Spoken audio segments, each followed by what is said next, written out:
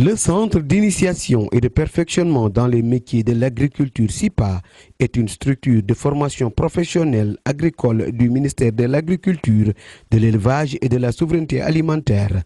Sous la tutelle administrative du Bureau de la formation professionnelle agricole, le SIPA, situé au cœur de Cité Niakh à Saint-Louis, est un outil d'opérationnalisation de la politique agricole car elle contribue au développement du capital humain contenu dans un des axes phares de la politique de développement agricole au Sénégal.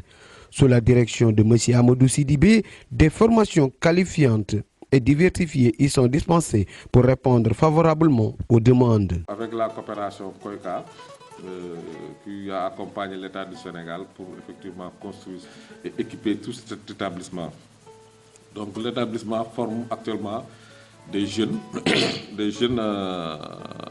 moins de 35 ans, voire même plus. On peut aller parfois à plus de 35 ans pour permettre vraiment aux jeunes qui n'ont pas la chance de finir les études pour avoir une qualification avec le certificat d'aptitude professionnelle, le CAP.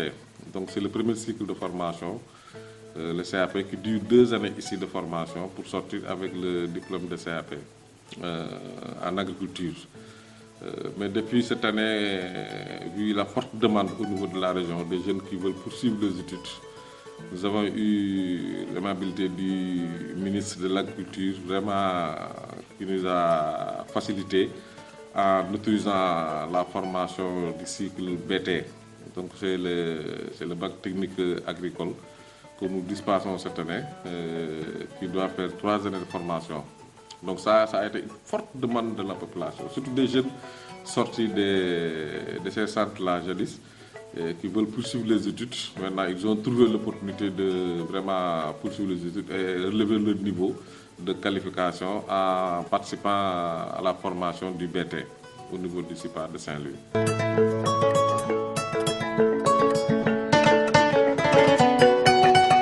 Un centre qui agit de manière transversale dans l'agriculture et produit des solutions performantes. Quand on dit dans les métiers de l'agriculture, ça veut dire que ça embrasse toute la filière agricole avec grand A.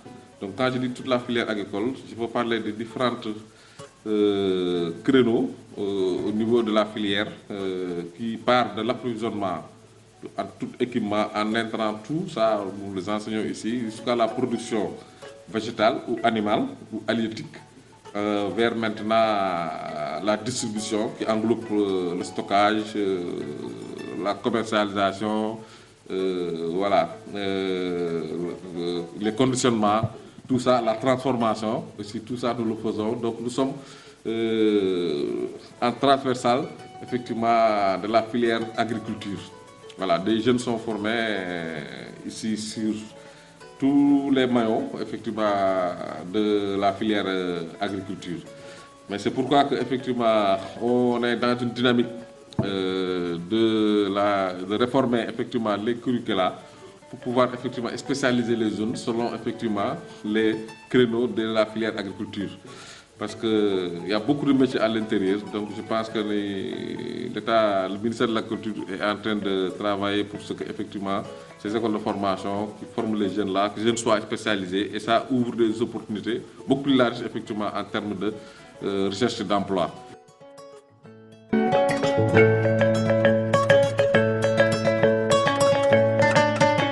Concernant l'inadéquation entre la formation et l'emploi des jeunes, le défi est manifeste au niveau du SIPA pour une bonne collaboration avec les structures d'encadrement pour garantir l'employabilité des jeunes. Je dis que les gens ont vu sur la forme, on parle sur la forme, mais le problème ce n'est pas l'inadéquation entre l'emploi et la formation. Le problème c'est qu'effectivement les écoles de formation maintenant, les contenus de formation, les curricula, les référentiels de formation, les contenus de formation ne sont pas adaptés par rapport à la pratique agricole. Donc c'est pour ça que moi c'est un grand cri de cœur que je lance pour que toutes les écoles de formation travaillent en étroite collaboration avec tous les acteurs de la recherche qui accompagnent le secteur de l'agriculture. Il y a beaucoup de projets et programmes qui interviennent dans les différentes zones agroécologiques. Ils font des études, qui font des résultats. Mais ce sont ces résultats-là qui doivent être transformés en études pédagogiques dans les écoles de formation. Pour que les élèves là, pour leur qualification, soient renforcés par rapport aux nouvelles technologies. Hein? Donc, il n'y a que ça, effectivement, qui peut garantir l'employabilité des jeunes. N'est-ce pas? Mais ce n'est pas qu'effectivement, les écoles plus ne forment plus des jeunes qu'on recrute. Non, c'est parce que ce qui se passe dans l'entreprise, c'est maintenant, les entreprises sont en compétitivité. Et quand les entreprises sont en compétitivité, les entreprises sont à la recherche perpétuelle, effectivement, de nouvelles technologies. Et ça, ils vont chercher des profils, effectivement, qui détiennent ces capacités-là. Maintenant, sur nos écoles, nous, sénégalaises, ne travaillons pas en étroite collaboration avec les acteurs qui sont dans la recherche, qui vont nous pourvoir tous les résultats de la recherche et qu'on va mettre dans les curricula de formation, on ne pourrait pas assurer même la pérennisation des projets qui interviennent dans les différentes zones agroécologiques du pays. Je donne un exemple. On peut avoir un projet qui va parler dans l'agriculture, sur la gestion intégrée des sols. Alors, ce projet peut évoluer dans la zone nord ou zone centre pour accompagner les producteurs. Mais les résultats de ce projet-là, parce que les projets-là, ils ont une durée de vie. Le projet, ça naît, ça grandit et puis ça meurt. Mais qui va assurer la pérennisation? C'est pour ça qu'il y a des écoles de formation qui, dans n'importe quelle zone d'intervention des projets, il y a des écoles de formation agricoles. Il faut impliquer les écoles de formation agricoles. Il faut pourvoir tous les résultats de recherche au niveau de ces écoles de formation professionnelle. Parce que dans ces écoles, en tout cas nous, au niveau du CEPA du Sahel, on a une cellule d'ingénieurs de la formation qui est à la recherche effectivement des contenus clés, des contenus pédagogiques qu'on pourrait avoir à travers les résultats des recherches pour pouvoir alimenter les enseignements apprentissages.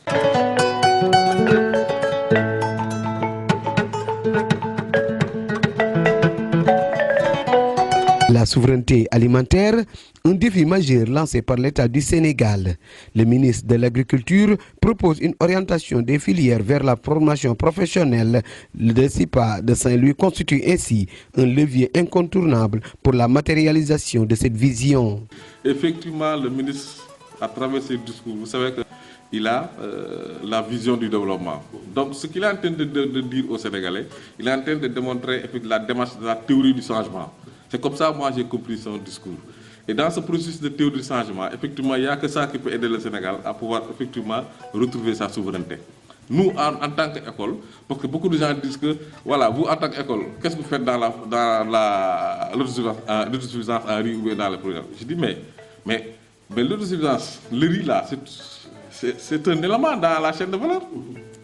Et nous, on est un acteur dans la chaîne de valeur, donc nous sommes concernés. Donc la chaîne de valeur riz, la chaîne de valeur des produits alimentaires, ce sont tous les acteurs qui interviennent dans les différentes maillons de cette chaîne de valeur. Par conséquent, les écoles, nous en faisons partie parce que nous intervenons dans le secteur de l'agriculture. Donc ça montre effectivement à suffisance qu'il y a un lien. Maintenant, comment y intervenir? Effectivement, comme je l'ai dit tantôt, on doit pourvoir un capital humain capable de porter, d'assurer la productivité de l'agriculture. Et ça, c'est dans les écoles. Donc nous, dès mon retour à la suite de cette rencontre avec le ministre, ce que j'ai fait, j'ai convoqué le corps enseignant, j'ai échangé avec eux pour lui dire que maintenant, on va réorienter les contenus d'enseignement par rapport aux priorités de l'État. Donc ça, c'est premièrement. Donc ça montre que nous sommes dans une dynamique d'accompagner le ministre pour l'atteinte de l'autosuffisance.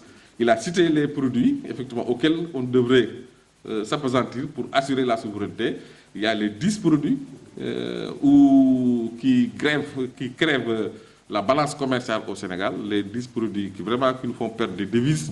Il y a en premier lieu, il y a le riz, il y a le blé, mais ça peut se cultiver ici. Donc c'est pour ça que nous, par exemple, je donne un exemple sur la matière grande culture. Maintenant, on va orienter la formation, et non pas sur l'arachide, nous sommes au nord, on va orienter ça vers le riz. Donc, tous les cours sur la grande culture vont être axés exclusivement sur les filières porteurs et prioritaires de l'État du Sénégal. Ça ne veut pas dire que les autres filières ne seront pas enseignées, mais comme nous sommes dans une dynamique de priorisation et d'accélération et d'atteinte d'un objectif à court terme, on est obligé de mettre les bouchons doubles.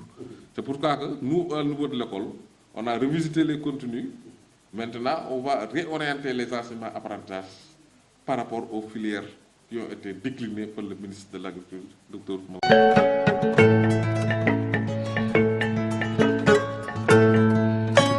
Le CIPA évolue également dans un partenariat bien fourni avec des collaborateurs qui facilitent diverses stratégies d'enrôlement des jeunes. L'école a des partenaires techniques et financiers, des partenaires stratégiques. Donc, comme partenaire stratégique, nous avons l'ARD, effectivement, au niveau de la région de Saint-Louis, qui est un partenaire stratégique avec le CIPA. Donc, d'ailleurs, on est en train de travailler sur un programme pour accompagner les jeunes issus des différentes communes pour leur insertion. Donc, ils ont un incubateur de l'autre côté. Et cet incubateur-là, je pense que va être confié au CIPA pour assurer effectivement son déroulement. Comme nous avons l'expérience au niveau de l'école, donc nous allons effectivement accompagner les jeunes issus des différentes communes de la ville de Saint-Louis pour le doter des qualifications, les accompagner leur insertion dans les zones. Vous voyez, donc c'est un partenariat très stratégique, extrêmement important pour les jeunes de la population. Nous avons aussi un autre partenaire qu'on appelle Diapalante, qui vraiment depuis plus de 5 ans, chaque fois nous confie des jeunes vulnérables.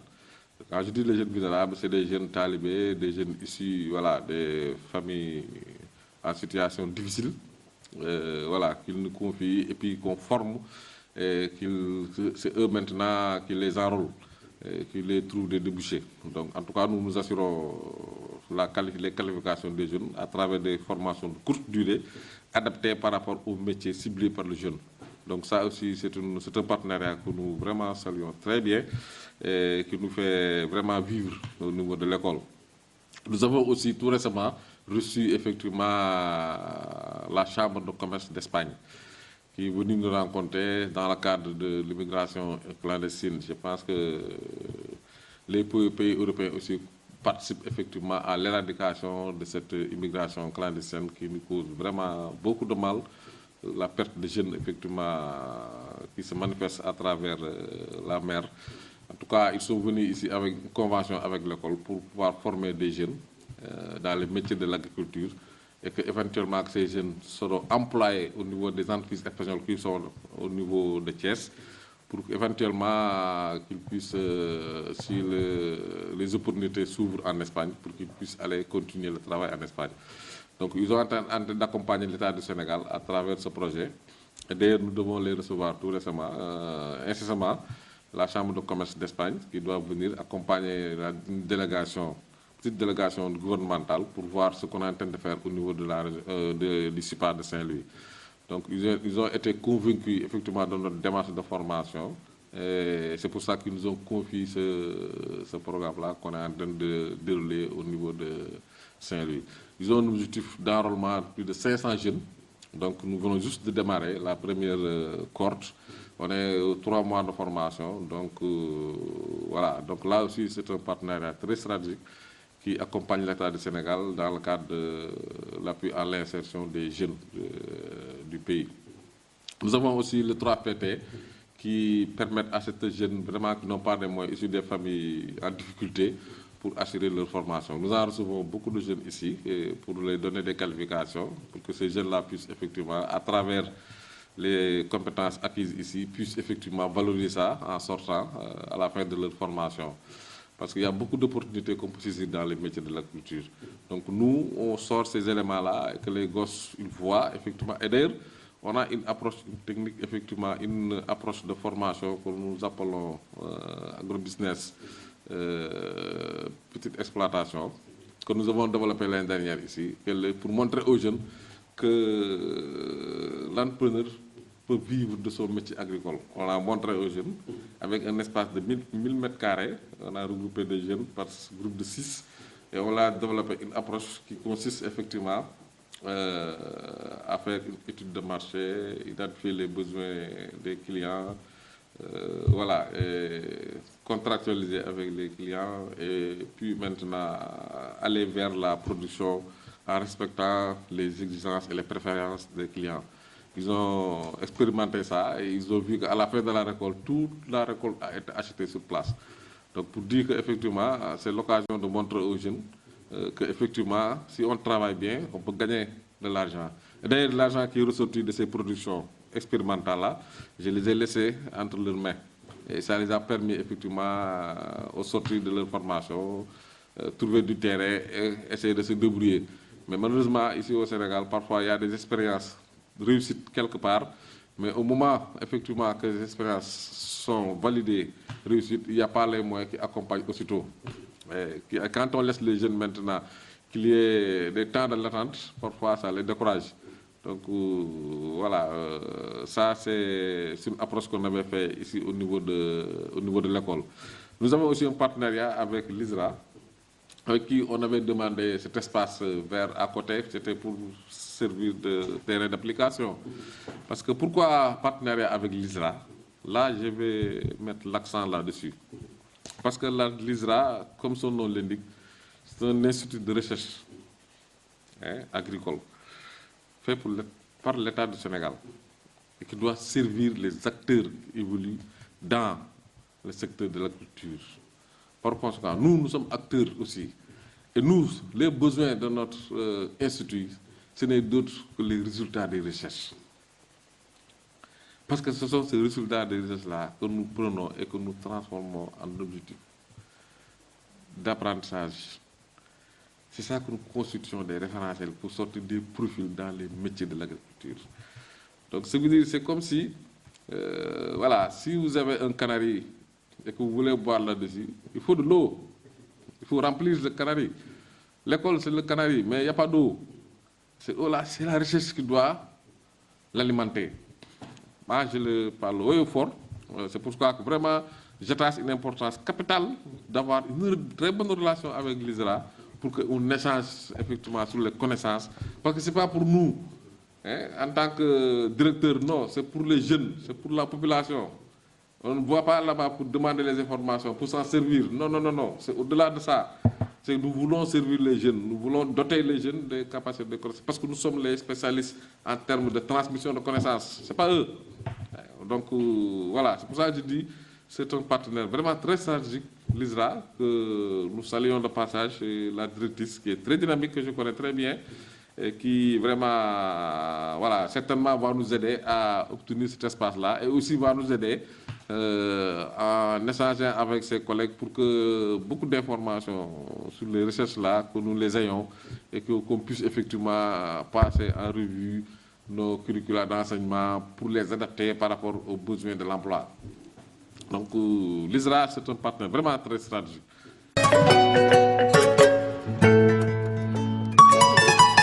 Le perfectionnement des producteurs agricoles constitue également une autre mission du CIPA de Saint-Louis avec le concept École Champ. On est chargé de renforcer les capacités effectivement des producteurs qui évoluent dans la chaîne de valeur de la culture.